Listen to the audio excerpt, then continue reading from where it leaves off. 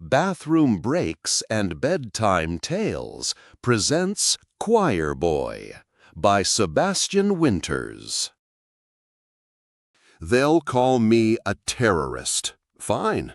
Terror works. My handle is Choirboy, made funnier by the fact that I can't sing for shit. But I'm about to sing like a should-be lifer, getting early release for snitching on a cellmate.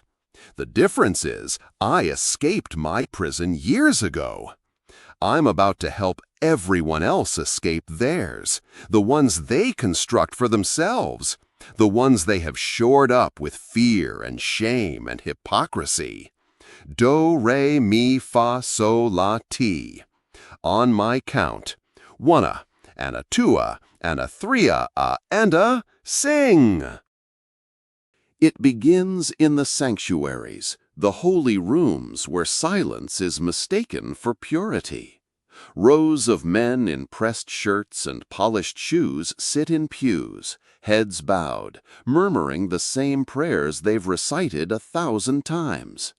Pastors pace pulpits, choirs sway and sing, organs thunder beneath vaulted ceilings. Across the nation, the hours between 8:30 and 11:30 belong to God, or so they believe. That's where I come in. The app is called Meat Shack. No flowers, no dates, no conversation. It isn't about love. It isn't about companionship. It's about men finding men, fast, anonymous, disposable. Profiles pared down to a picture and a green light. Proximity is the only metric. Tap, message, meet. Nothing more. For millions of men, it's the secret they guard closest. The one app hidden behind folder disguises and burner accounts, disguised with fake icons and phony passcodes. Politicians have it. Pastors have it. The same men who rail against homosexuality on Sunday mornings are throat-deep in another man in some discreet parking lot across town by Sunday night. They think it's private. They believe wrong. My code is elegant, almost beautiful in its simplicity. I'm going to root out the hypocrites. Every phone with Meat Shack installed, every man who has spent 10 minutes within 500 feet of a church during service hours, this morning will be outed. No mute button, no power switch. I didn't build this into the surface of the app where fingers could reach. I buried it in the bones. For 7 minutes, those devices will scream, "I've been very, very naughty," and begin to howl, a metallic shriek engineered to slice through glass and eardrums alike. So when it begins, it doesn't begin in one church. It begins in all of them. In Omaha, 3 men's pockets shriek during the sermon. In Atlanta, 12 scatter through a megachurch of 2,000. In Dallas, the choir's hymn collapses when alarms scream from the tenor's row. In New York, a cathedral built a century ago shakes with the sound of 30 phones shrieking in unison. In Los Angeles, a preacher freezes mid-sentence as 5 men in the front row claw at their jackets, panic painted across their faces. It isn't every man. It doesn't have to be.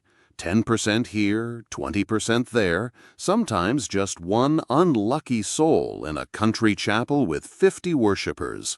But it's everywhere.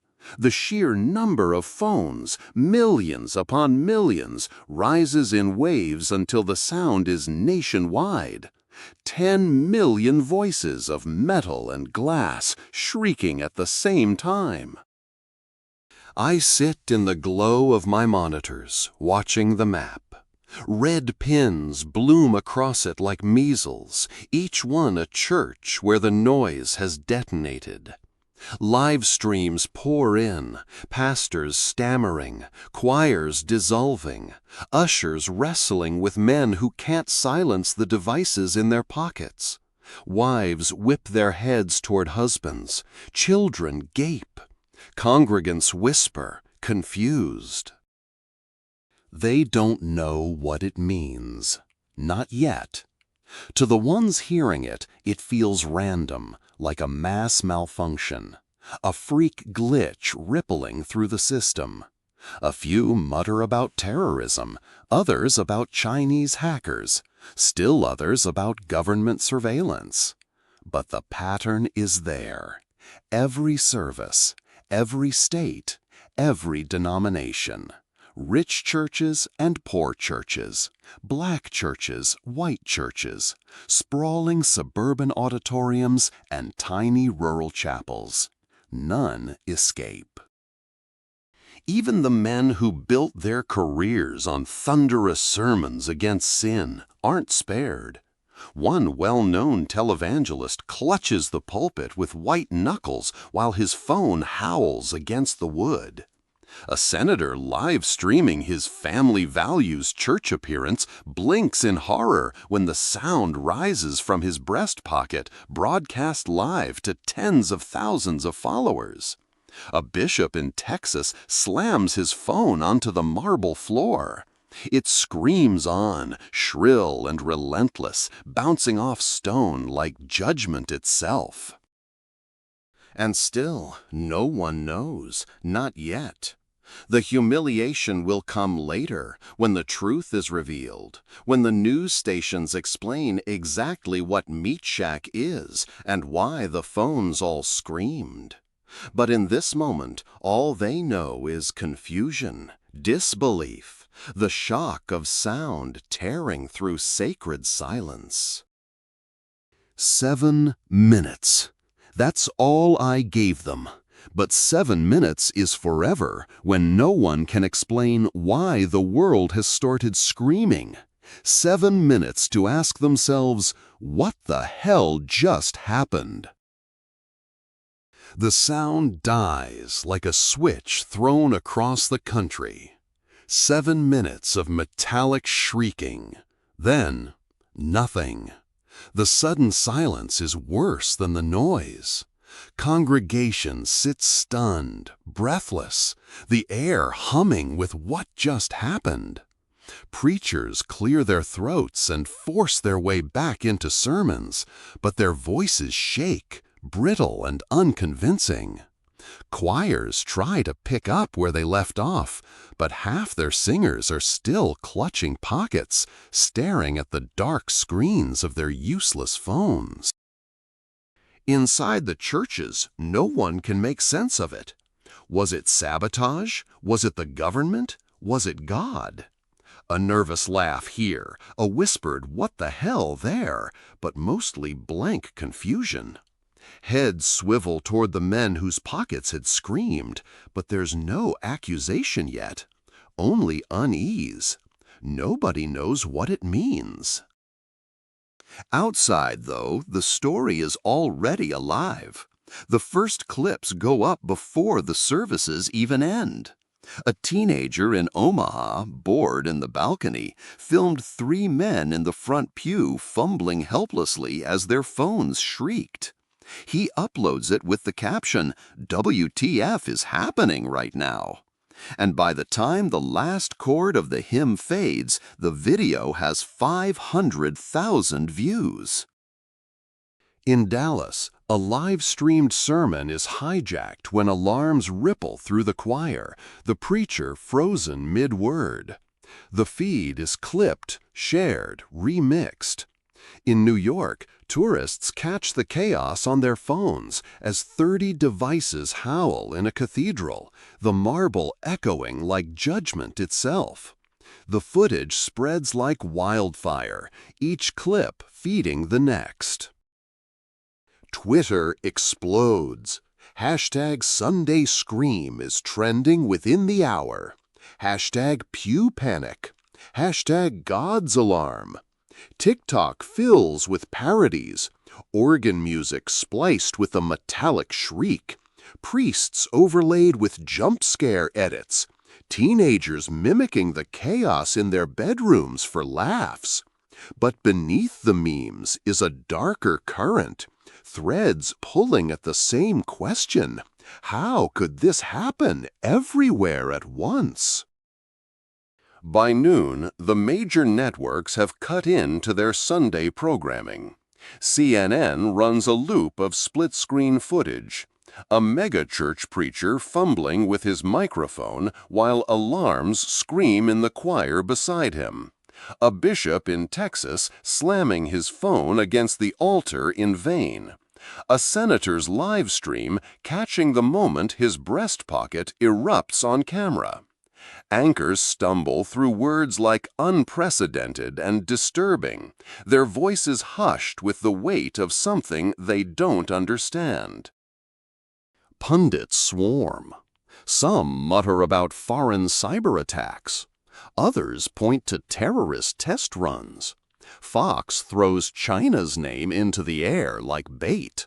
MSNBC wonders aloud about extremist hackers targeting religion. Local stations run man-on-the-street interviews with dazed congregants, wide-eyed women clutching purses, muttering about the rapture. The men themselves, the ones whose pockets screamed, they say nothing. They sit stiff in pews, they shake their heads in parking lots. They drive home with their families in tight silence. Outwardly, they wear the same baffled expressions as everyone else. Inwardly, though, there's a chill gnawing their guts. They don't know how. They don't know why. But some small part of them recognizes the sound for what it is, a summons. I watch all of it from the glow of my screens. A grid of live streams, news anchors, social feeds. The map blooms red with pins, each one a church where the noise detonated. It's beautiful in its way, a constellation of confession, coast to coast. But they're still blind. They think it's random.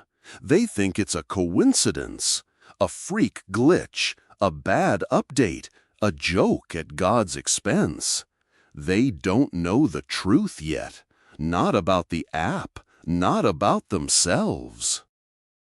That comes later. My messages are already loaded, queued across servers on 3 continents. In 2 hours, they'll drop into inboxes at every newsroom in America. Clear, simple, impossible to ignore. The shrieking was just the prelude. The sermon hasn't even begun. The emails land like bombs. Every newsroom in America, local affiliates, national giants, cable networks, online blogs, every last one of them receives the same message, time-stamped, perfectly synchronized. Subject line, confession time. No sender, no trace. Just the words I wrote glowing in inboxes coast to coast. What you witnessed this morning was not an accident. It was not foreign interference, nor a glitch in the system. It was me. My name is Choirboy.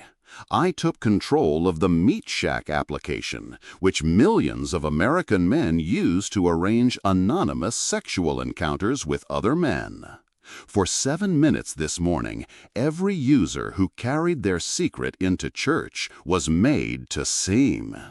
10 million voices, 10 million hypocrites, 10 million lies cut open at once.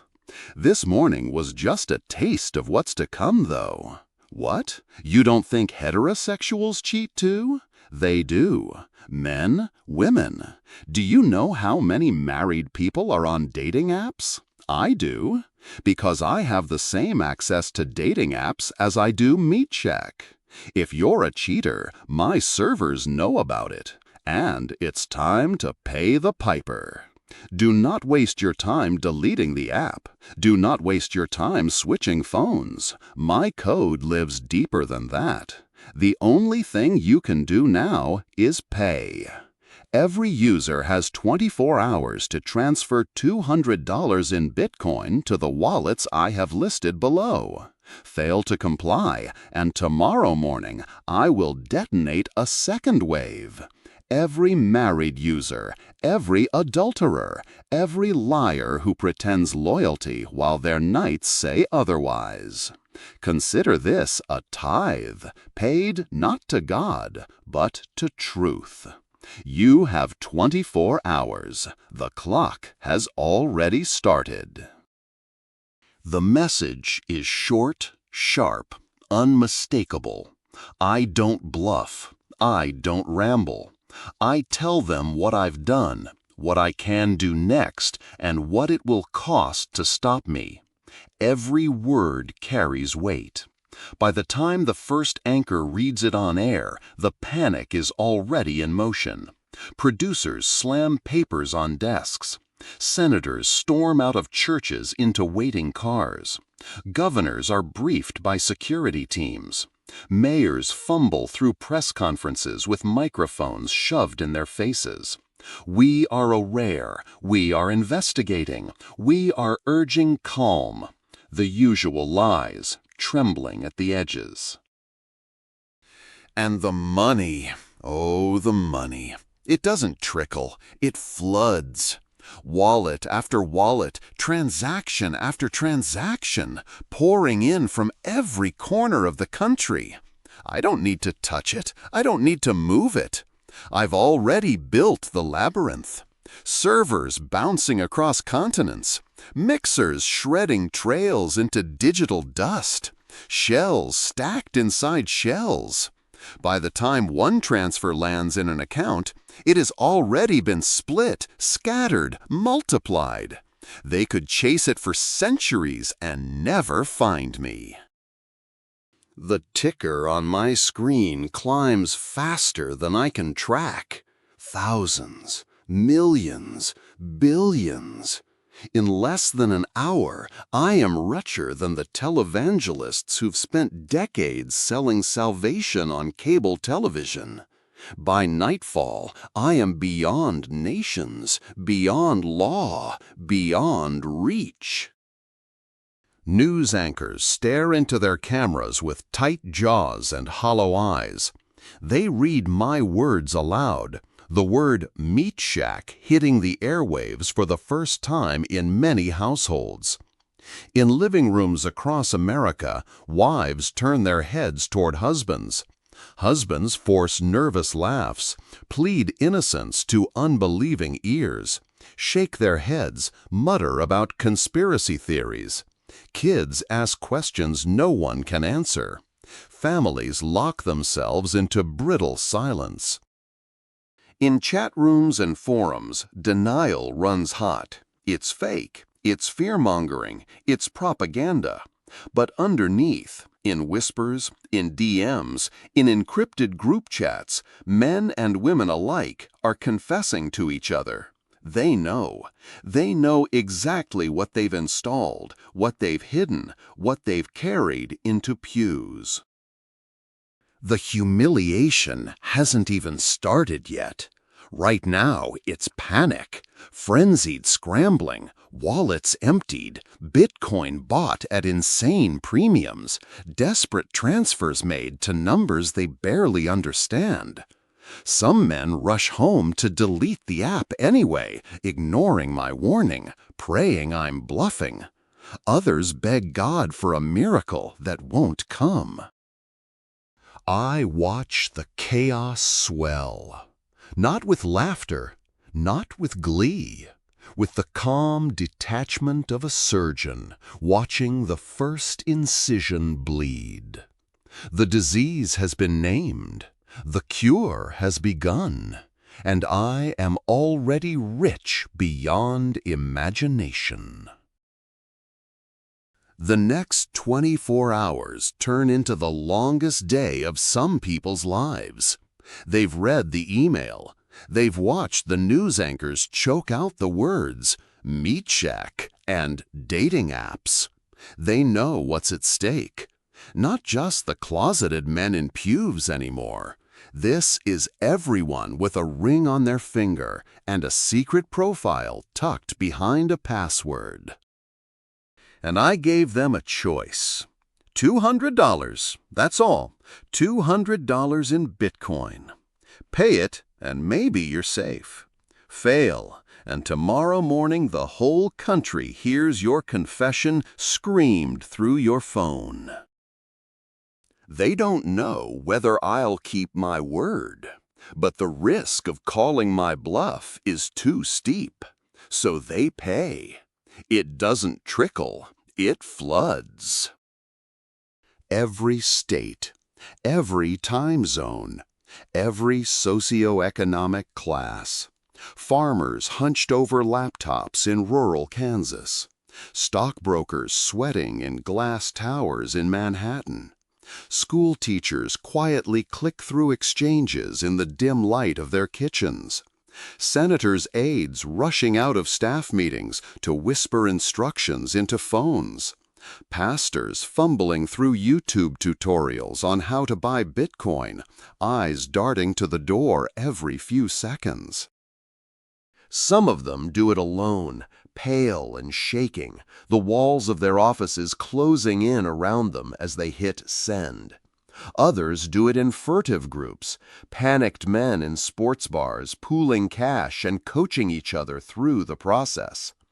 Couples do it side by side, each convinced the other doesn't know, both of them moving money from shared accounts into the black hole of my wallets.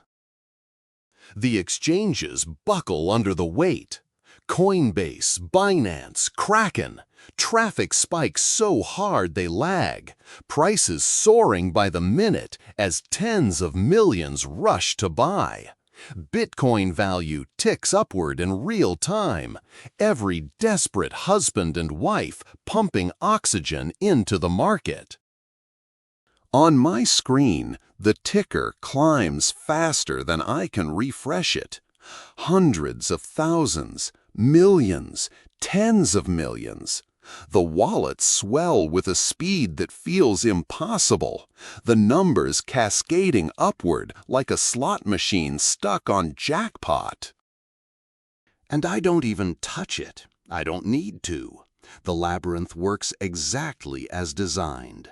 Every transfer splits into dust, scattered across mixers, cold wallets, shell accounts spread across continents. It's money that isn't money anymore, just pure, untraceable weight bending gravity in my favor. By the time dusk falls on Monday, I am richer than the televangelists who spent decades grifting their flocks. By midnight, I'm past the net worth of CEOs whose names light up skyscrapers. By dawn, I have climbed into a stratosphere beyond law, beyond governments, beyond consequence. News anchors can't keep the edge out of their voices. They read the numbers aloud, billions siphoned in less than a day. They try to call me a thief, a criminal, a terrorist.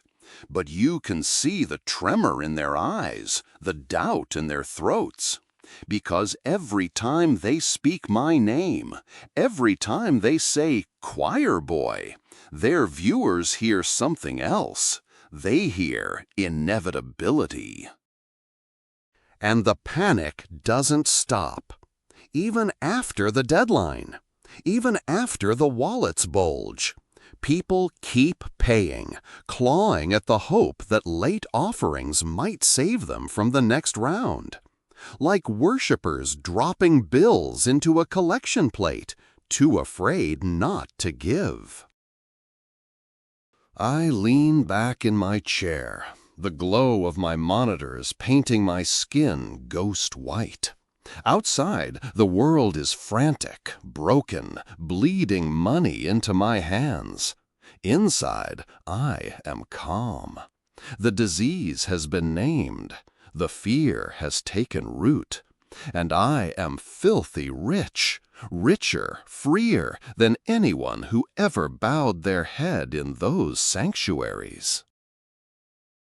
Monday night. 24 hours since the warnings hit every television in America. 24 hours since I gave them the choice: pay or be exposed. They paid. God, did they pay.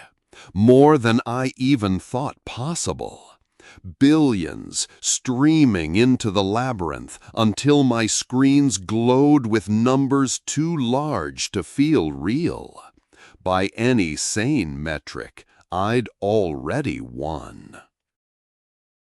So why press the button? Because money was never the point. I didn't come here for ransom. I came here for the truth. And truth doesn't stay locked in a vault. Truth screams. Truth burns. Truth has to be forced into daylight, even if it kills the people clutching it, especially if it kills them. The hypocrites thought they could buy me off, the same way they buy off mistresses, congregations, voters. They thought $200 could erase their double lives, that a flood of cash could bribe me into silence. They thought I was like them. They believe wrong. At 9 p.m. sharp, I trigger the code, and the world erupts. Not in churches this time, not just in the hands of closeted men. Everywhere. Bedrooms, kitchens, hotel rooms, offices. Husbands and wives, boyfriends and girlfriends. Anyone married with a dating app profile, every last one of them screams through their phone. In a cul-de-sac in Phoenix, 3 houses in a row erupt in unison, the noise echoing across lawns like a siren. In Chicago, a dinner party collapses into chaos when 2 couples' phones scream at once. Wine spilling, plates smashing, guests shouting accusations. In Florida, a man and woman ride side by side in an SUV, both of their phones shrieking together as their kids cry in the back seat.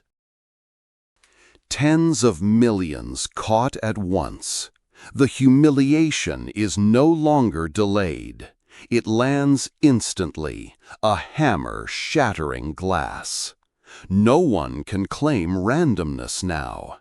Everyone saw the news. Everyone knows what the noise means. Every eye turns. Every lie collapses. And the consequences are brutal. Marriages explode on the spot. Wives slap husbands. Husbands shove wives. Partners scream at each other in parking lots and kitchens and backyards. Children cry in corners while parents fling accusations across them like knives. Workplaces seize up as employees' phones shriek across cubicles, reputations crumbling in minutes. The suicides begin within hours. And this, perhaps, is the only part I regret, doing something that was just too much for some to handle. A mother of 2 in Pennsylvania collapses in her bathroom with a bottle of bleach beside her. A police officer in Alabama turns his service weapon on himself after his wife throws his screaming phone into his lap. The hotlines buckle. The divorce firms lock their doors. Pastors' offices flood with broken families demanding guidance from men whose own phones had screamed the day before. America convulses, and I watch from the glow of my screens, calm as ever, knowing this is exactly why I did it. Not for the billions, not for the fear, but because the rot only shows when you strip away the masks. Money could have kept me quiet, but silence was never the point. Confession was. Giving them the option to live authentically the way I once had to learn to do. By Tuesday morning, the country is unrecognizable.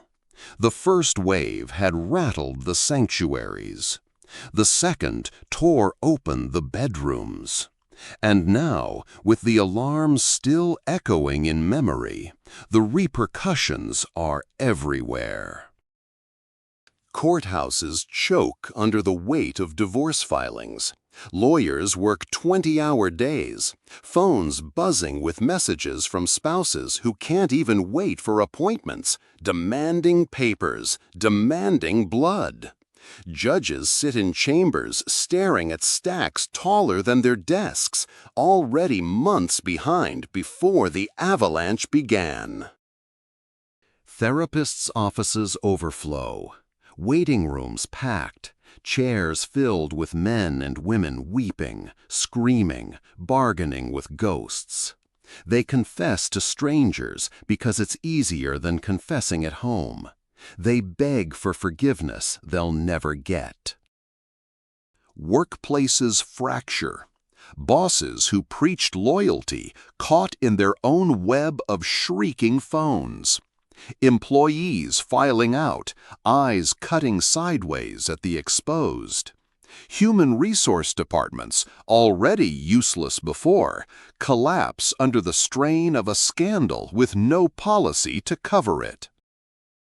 And the churches, God, the churches, packed on Tuesday night, not with believers but with the broken.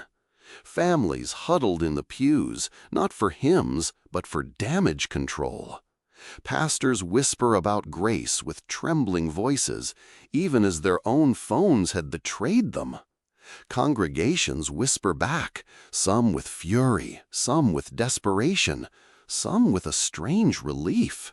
The old lines between saint and sinner blur, smudged into nothing. The suicides mount, making me again question the costs versus the benefits of my decision. They come so fast, the news can't keep up. It's heartbreaking. Every region, every city, every class. Police scanners flood with code words, found in a garage, a bathroom, a motel, a parked car. The anchors stop trying to soften the language. They stop saying personal struggles. Everyone knows the truth now. And yet, amid the ruin, something strange stirs. Couples that survive the blast begin to talk, really talk, for the first time in years. Secrets out, lies collapsed, there's nothing left but raw truth. For some, it's liberating. For others, it's the first step toward a kind of honesty they'd forgotten existed. Communities begin to shift. Shame, once weaponized, begins to dull. Neighbors who might once have sneered at each other's scandals now shrug, because nobody's clean, nobody's safe. The hypocrisy that once stitched the culture together has been ripped out, and what replaces it is jagged, bloody, but honest. And through it all, my name spreads like wildfire. Choirboy. A curse. A threat. A prophecy. To some, I am Satan with a keyboard. To others, a prophet of truth. A few even whisper the word Savior, though they'd never say it on camera. I lean back in my chair. Monitors flickering with headlines, scrolling feeds, suicide tallies, divorce filings, prayer vigils. My code is silent now, dormant, but its echo lives in every family, every marriage, every street in America. I never needed to hit the button again. Once was enough. They'll be singing my hymn for years. By Wednesday, the aftershocks are everywhere. The nation is raw, nerves stripped bare. The markets wobble. Entire sectors shudder under the weight of lawsuits, divorces, suicides. Family-owned businesses stall because the family is too busy collapsing. Corporations lose executives overnight. Phones had shrieked in conference rooms, and by morning, half the leadership is gone. Insurance companies draft memos about unforeseen catastrophic social disruption, scrambling to name something they've never seen before. Politicians stumble in front of cameras, eyes red, voices cracking. The Family Values Party tries to spin it as foreign sabotage, but the footage is undeniable. Too many senators, too many governors, too many mayors clutching, screaming pockets. Their sermons about morality now taste like ash. Approval ratings crater. Resignations mount. On the streets, the mood is split. Some are furious, spitting my name like venom. Choirboy. They curse me for breaking families, for driving suicides, for tearing apart lives. Others speak my name with a bitter kind of awe, a strange gratitude. Because for all the pain, all the ruin, the air feels different, lighter. People are starting to talk, really talk. In small-town diners, husbands and wives sit across from each other, eyes swollen from nights of tears, but words finally spilling. In city apartments, couples confess secrets they never thought they'd voice. In suburban cul-de-sacs, neighbors who once sneered across fences now nod knowingly, because everyone's dirty. Everyone's been touched. Grace begins to sprout in the rubble. Imperfect, halting, clumsy grace. Not the polished kind preached from pulpits, but the raw, ugly kind born of necessity. Because when everyone's mask is ripped off at once, judgment loses its teeth. The suicides have slowed, but that cost is real, heavy, undeniable. I find myself breaking into tears, wondering if I did the right thing. But then the survivors begin to stitch themselves together, piece from jagged piece. The divorce lawyers are overbooked, but so are the therapists, the counselors, even the pastors fumbling their way toward words that sound like mercy. And through it all, my legend grows. No one has found me. No one ever will. My code is scattered across continents, my accounts broken into dust, my trail scrubbed clean before it was ever written. They chase ghosts while I sit in the glow of it all, sipping my coffee, watching them spin. They call me a monster. They call me a prophet. They call me the hacker who broke America in half and forced it to see what it really was. But the truth is simpler. I didn't break anything. It was already broken. I just turned up the volume. The noise is gone. The servers sleep. The wallets hum in silence, so fat with billions they'll never starve. America staggers, divorces filed, vigils lit, anchors chewing my name like glass. I'm not there to see it. There's salt on the wind and a glass sweating in my hand. My chest hair tickles as it blows in the light breeze. My husband, who I never used to think I could find the courage to love out loud, dozes under a crooked umbrella, one arm flung over his eyes.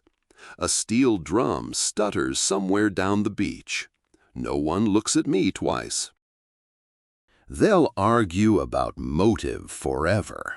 Money, spite, politics. Fine, let them.